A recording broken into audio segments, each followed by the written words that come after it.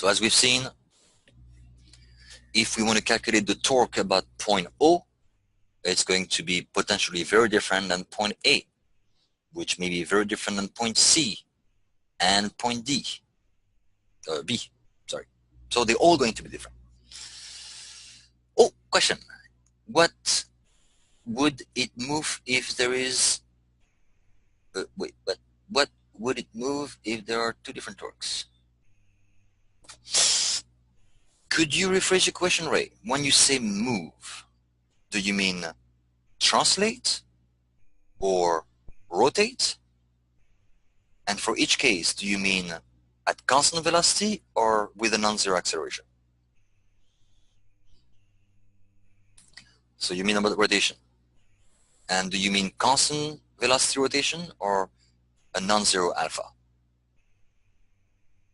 That is, could you rephrase your question with those precise keywords?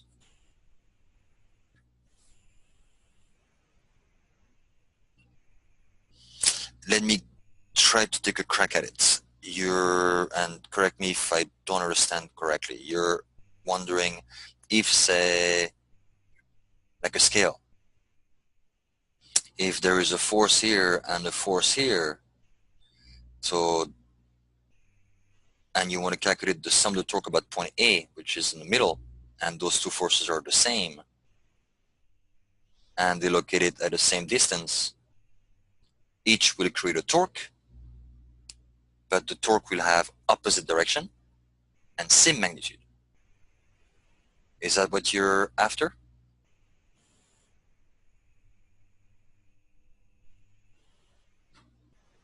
So, okay, good question. So in this case, if you calculate the net torque about point A, obviously the force on the right side will create a torque, which in magnitude is equal to 1 times 3, in direction is equal to clockwise direction. So negative 3 Newton meter. While the force on the left side is going to create a torque with the same magnitude, 1 times 3, because they're both perpendicular to the position vector. But this bugger on the left will tend to rotate and accelerate the bar in the counterclockwise direction. Therefore, you will have negative 3K and positive 3K. So in this case, about point A, you end up with a zero vector.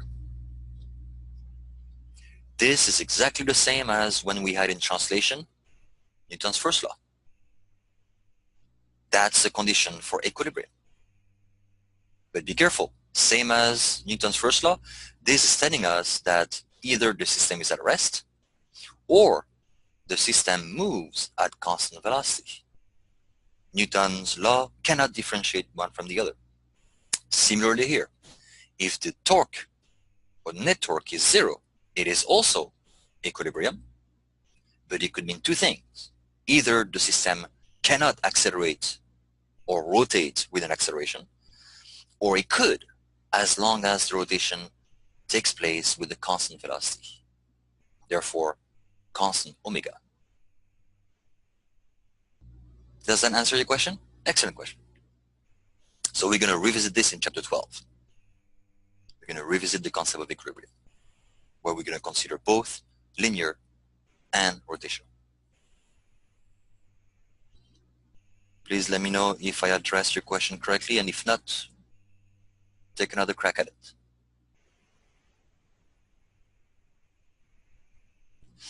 If we pick the left point, we get another net torque. Yep. So if we pick, say, B, then now we're going to have a torque due to this, which is going to be 6 times 1. And it's going to be negative.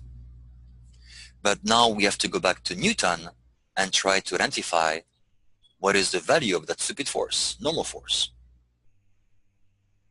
And then this normal force will create a torque of 3n positive k. Okay? Oh, you're leading to somewhere I didn't want to go, but let's mention it. Now, we know about Newton, right? Therefore, we could do sum of the forces equal to 0. And this will allow us to get n. In this trivial case, obviously, if you apply Newton's second law in the y direction, you end up with n is equal to 2. Therefore, this will be 6. It would still cancel out each other. So now we've learned a case where, wait a minute, I've been just stressing the point that the torque value depends on where we calculate it. And now you're just asking me to do the example where it's exactly the same. So what, am I full of bolognese or what? Yes and no. Well, let's start. No and yes. No, I'm not full of bolognese. Yes, the position about which you calculate the torque do matter and will change the magnitude and or the direction. However, there is one exception to the rule, which is if the system happens to be at equilibrium. If that's the case, it obviously doesn't accelerate in original matter. And if we consider a zero angular velocity, that bar doesn't move.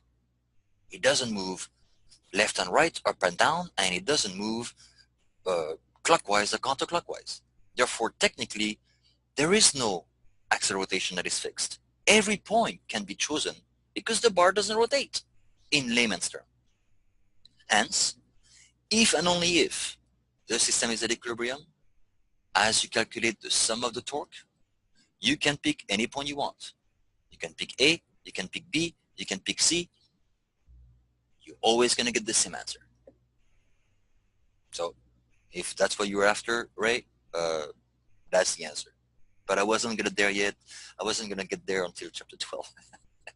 That's a simple case. Does that make sense, though? Excellent. You're ahead of the game. Thank you, thank you. Actually, I'm not sure if it's chapter 12 or if I covered it earlier. Hang on. Oops, wrong computer. Oh no, I skipped to chapter 12 right after this. Perfect. So we'll get there right after the break. Before moving into the right-hand side, we will do typical example of still focusing on the left-hand side, but considering a case where the net torque happens to be 0. And this will be confirmed by the keyword equilibrium. So we're going to redefine the concept of equilibrium before we define it mathematically as equilibrium is the same as sum of the forces equal to 0. Now we're going to add equilibrium is mathematically equivalent to sum of the forces equal to 0, but also, and sum of the torque is equal to 0, which will give us more equation, which will allow us to solve for more unknown. Perfect, thank you. But before we do this, I want to keep practicing torque in general. And then once we master all those torque calculations this week, read ahead, take a break over the spring break, go ahead and start practicing equilibrium situation, and I will go right on it on the Monday after class. Oh, how do we find n? We find it from chapter 5. If you have one force n Newton here, another force 1 Newton here, and the third one, and only third one, is the normal force, and the system is at equilibrium, then sum of the forces equal to 0 must be satisfied. So if we pick this coordinate system, we have -1 plus n. -1 is equal to 0, right? Therefore, we solve for n. Pigma boom. Assuming that we neglect the mass of the bar, if those are the only 3 forces acting on the bar. So you get n the same way as you did it from chapter 5, which means that now we're going to have to do chapter 5 before we do all this. That's why we need to make sure that we master all those techniques from chapter 2, 3, 4, 5, 6, 7, 8, and 9, because we're going to combine all this together now. Ah, excellent, excellent, excellent. Yeah, it's going to become really cool and very, very powerful. Okay, let me move that little bugger.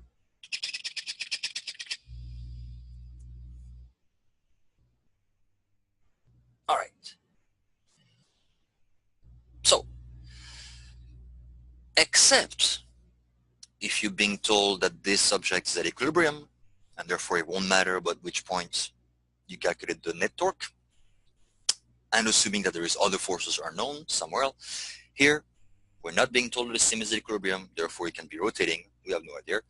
All they want us is to practice and ask us what is the net torque about any point. We all agree now, again, if the system is not at equilibrium, that if we calculate the net torque about O, it's going to be different from the net torque about B, and different from the net torque about A, and different from the net torque about C. Let's practice and calculate the net torque. Which point would you like to play with and calculate the net torque about? O, A, B, C, or D?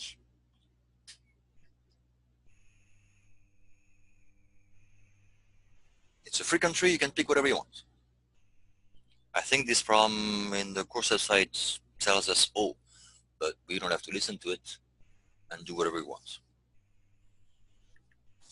How you want to do this? That's T4. Since O is the question on the course website and the solution is there, please pick another point. Would you like to point D, A, B, or C? All right, B it is. Oh, oh clever, clever, clever. Why did you think Tim choose B? Or would you like to share? You should be a physicist, Tim. The pathway of least action, the pathway of least pain, the Lysias path. I love it. Yes, we don't have to deal with angle. Exactly. Please, everybody, keep that in mind as we're going to do equilibrium situation. And as we just mentioned, you're going to be free to pick anywhere you want to calculate the sum of the torque. Pick one that will make your life easy. In this case, that's the one. Perfect. Okay, so let's pick, therefore, a current system at B. Important point to make. If you are using the matrix, you are using this. Z into the board and towards you. That's the word convention. That's the convention that is consistent with the determinant's rule about I being positive, J negative, and K positive. You may rotate this if you want, but you cannot transpose it. If you transpose any axis, you're back to the British. And therefore, I is negative, J is positive, and K is negative. So be careful. That is, you can't use this in 2D. If you use this, you have to use the British convention. Okay, so we want to calculate the net torque at B. Therefore, we put the origin at B, and we see right away that we have to consider 1, 2, 3, 4 torques, because there's 4 forces. But we've done this before. Now we know that the first one, the one due to the force acting at B, is going to give us 0 because R is 0. Very nice. Therefore, we only have 3 torques to consider. Torque of the 2 kilonewton, torque due to the 5 kilonewton, and torque due to the 3 kilonewton, all about B.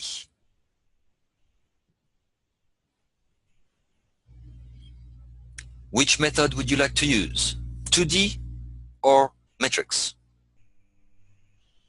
Pick the one that you feel the least comfortable with, or the one that's new to you and you would like to address and practice. I don't care either way.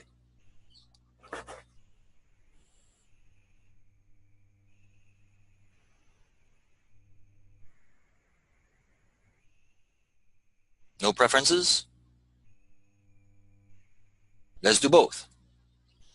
In 2D method, if you pin this at B and you look at the effect of the force acting on A, is this force going to tend to rotate this weird shape clockwise or counterclockwise? Let's figure out the direction first. Is the torque due to the 2 kilonewton force will tend to rotate that plate clockwise or counterclockwise if you pin it at B?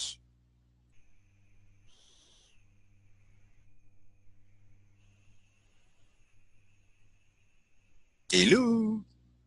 Anybody? If you pin the disc at B, perpendicular to the board, and you apply a force at A, which is down, is this going to tend to rotate the place counterclockwise or clockwise? Counterclockwise, excellent. Therefore, remember the convention, counterclockwise positive, bang, this one is positive, perfect. And now we need to figure out the relationship between the position vector and the force. We want to consider one perpendicular to the other. Is the position vector perpendicular to the force, or is there an angle which is different from 90 degrees? Before we answer that question, let's identify the position vector we have to consider. Which position vector do we have to consider to calculate the torque of the 2 kilonewton force about B? Give me the position vector that we need to consider. Is it OA, AO, AD, CD, BA, BD, BC, CA, CB, CD? Which one?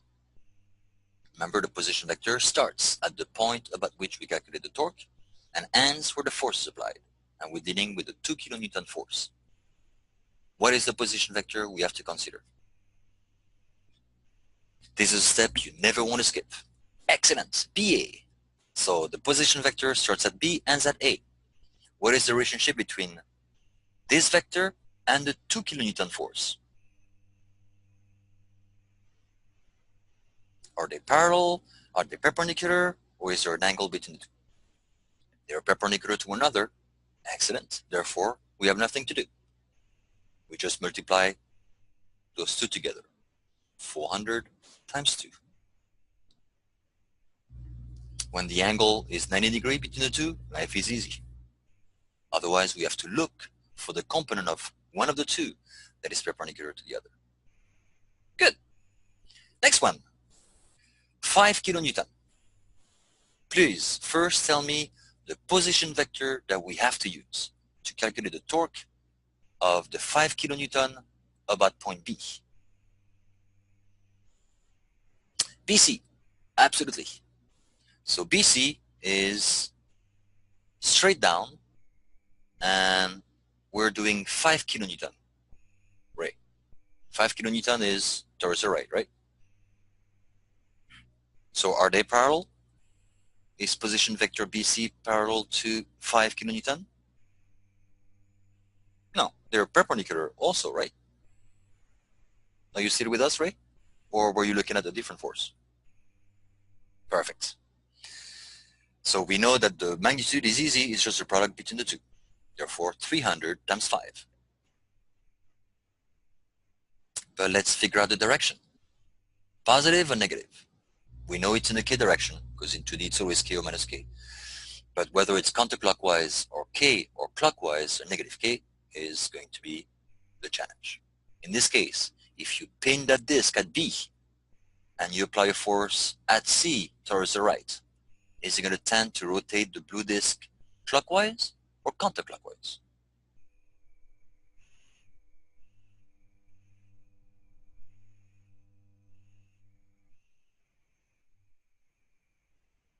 Imagine you putting a nail at B and you pulling the plate at C towards the right. Is the whole plate going to tend to rotate clockwise or counterclockwise? Counterclockwise. Excellent. Therefore, positive. Done. So the 2D method forces us to do 2 steps. First, the magnitude, second, direction. Last one.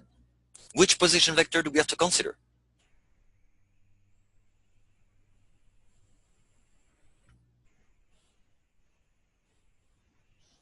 To calculate the torque about point B of the force 3 kilonewton. Be careful. Position vector has two points, right? Always just a point. I want the position vector. A vector that starts somewhere and ends somewhere. And I want the one that it is needed to calculate the torque about point B of the 3 kilonewton that is acting at point O. So I want something like BA or BC or yeah, BO. Do you agree? Let's plot it. All right, perfect. Now, give me an answer for this torque. And good luck with that. But take your time, take your time. That's where we're going to discover the limitation, quote unquote, of the 2D method and how a pain in the ass it can be. Oh, I'm sorry, not that bad, actually. Not that bad, not that bad. But a little bit bad. Can you give me a number? First, can you tell me if it's positive or negative? If you pin the plate at B and you apply that force at O, it's going to tend to rotate clockwise or counterclockwise? Counterclockwise, therefore positive. Agree. But give me the magnitude. Give me a number.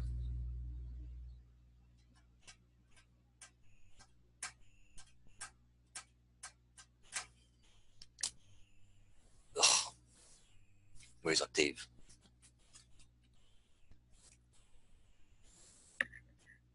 You have to do a little bit of geometry here.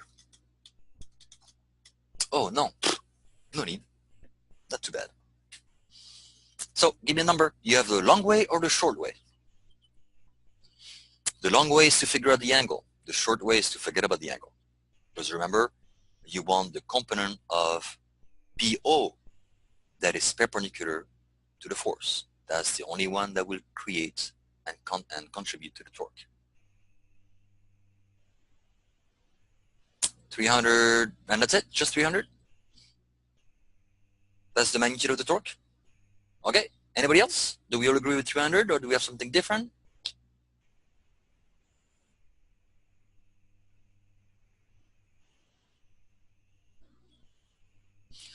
So again, remember, we want the component of the position vector BO. Okay, I wait. We want the component of the position vector BO that is perpendicular to the force. 700? That's 700 is the answer to the component of the position vector perpendicular to the force, or is that the answer for the overall torque?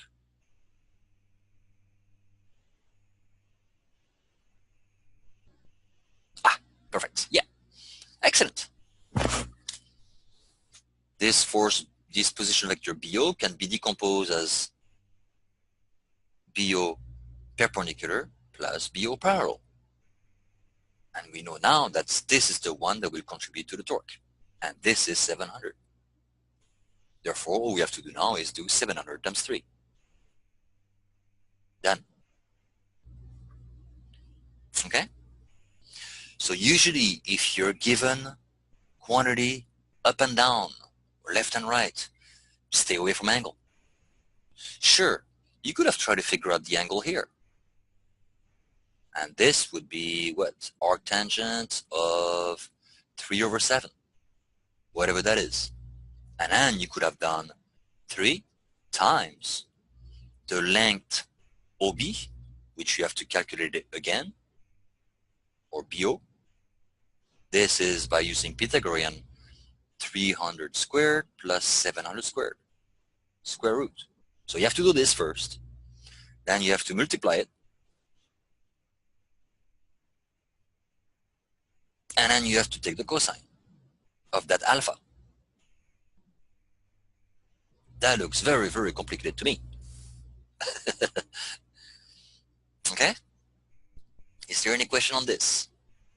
So again, make notes of this. Whenever you calculate the torque and you're given dimension, horizontally or vertically, use those. Don't waste time, trying to reinvent the angles. So let's redo this using metrics. Let's set up the metrics for the first. Let's set up the metrics for the second. And let's set up the metrics for the third. And you're going to give me all the position vector. The forces, I can do it because I know you can do it. The first one, 2 kilo, is obviously -2. The 5 kilonewton is obviously plus 5. And the 3 kilonewton is obviously negative 3. So that's the easy part. That comes from Newton's, or chapter 2, converting all your forces in computation. We're going to use, since we're doing it at B, we're going to use the standard. Now, that's where most people have trouble, is to express their position vector in component notation. So really, chapter 2, you have told me that the position vector for the first torque was BA. So could you give me BA in component notation using that coordinate system X and Y? Chapter 2. I'm going to say that over and over and over. Hopefully that's going to piss you off, and then you eventually are going to go back to chapter 2. So I'll stop saying it. Could you give me the IJK component of position vector BA? If that takes you more than 5 seconds, you have to go back to chapter 2.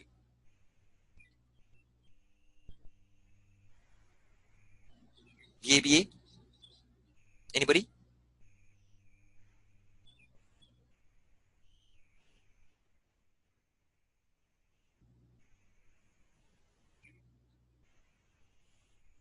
Hello? Chapter 2? Almost.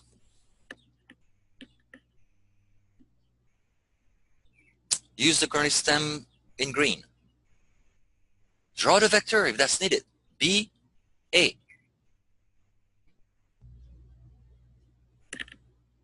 Does BA have a Y component? Does BA has a Z component? Or is BA horizontal and only has an X component?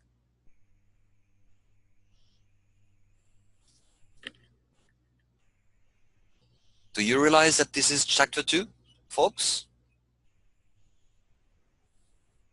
You're trying to express a vector in component notation. That's all you do. So what is BA? The vector that starts at B and ends at A. It's almost there, Tim.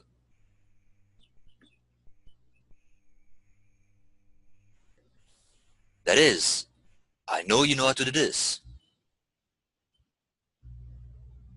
What is this vector F in component notation? If SF is equal to 400. Yeah. Thank you. Does that ring a bell now? Okay, no problem. What about everybody else? Forgot chapter 2? No. Next one. For the second torque, 5 kilonewton. You told me that the position vector for this guy was BC. Can you express BC in component notation?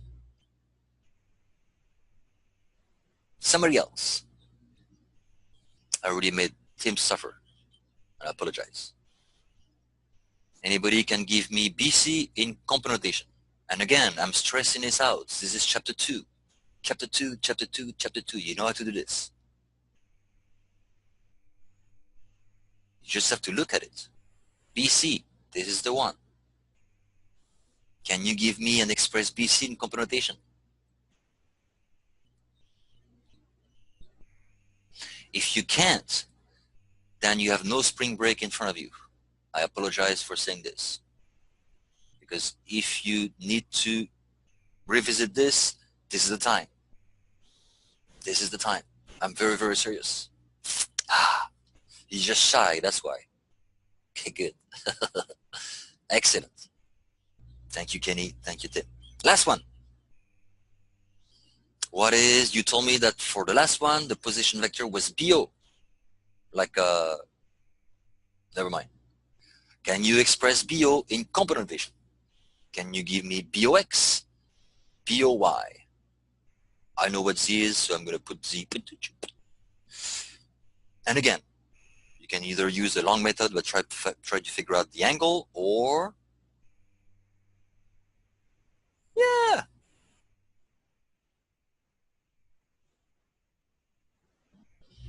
Does that make sense now that you see it, everybody? That's simple. Very, very simple. And then from there, we calculate the determinant. First determinant, okay, the only one that will survive is this. Minus 400 times minus 2. Oh, look. Same thing.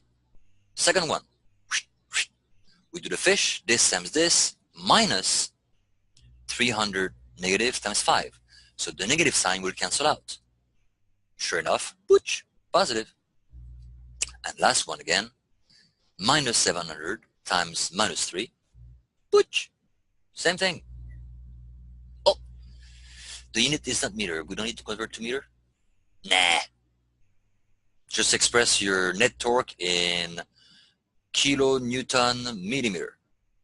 Don't waste your time. Good question though. Thank you for asking, Ray. Some books, some problems that I picked have weird units. Just keep the same units. Don't waste your time converting them.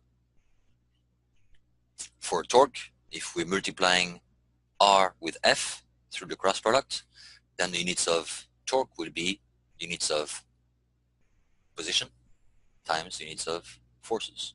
So Newton meter.